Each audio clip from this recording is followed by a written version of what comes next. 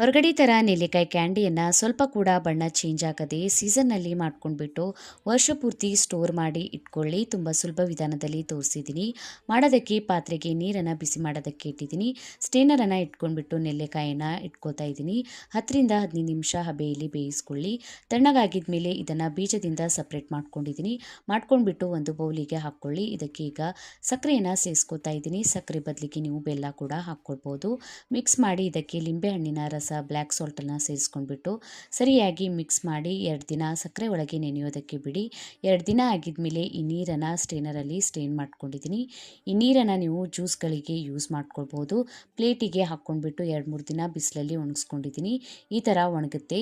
ಇದರ ಮೇಲೆ ಪುಡಿ ಮಾಡ್ಕೊಂಡಿರುವಂಥ ಸಕ್ಕರೆನ ಹಾಕ್ಕೊಂಡ್ಬಿಟ್ಟು ಏರ್ಟೈಟ್ ಕಂಟೈನರ್ನಲ್ಲಿ ಹಾಕಿ ಸ್ಟೋರ್ ಮಾಡಿ ಇಟ್ಕೊಳ್ಳಿ. ಟ್ರೈ ಮಾಡಿ ನೋಡಿ, ಕಮೆಂಟ್ ಒಳಗೆ ತಿಳಿಸಿ ವಿಡಿಯೋ ಹೇಗೆ ಅನಿಸ್ತಂತ. ವಿಡಿಯೋ ಇಷ್ಟ ಆಗಿತ್ತಂದರೆ ಲೈಕ್ ಶೇರ್ ಮಾಡಿ, ಇನ್ಸ್ಟಾಗ್ರಾಮ್ ಫೇಸ್ಬುಕ್ಕಿಗೆ ಫಾಲೋ ಮಾಡಿ. Thank you.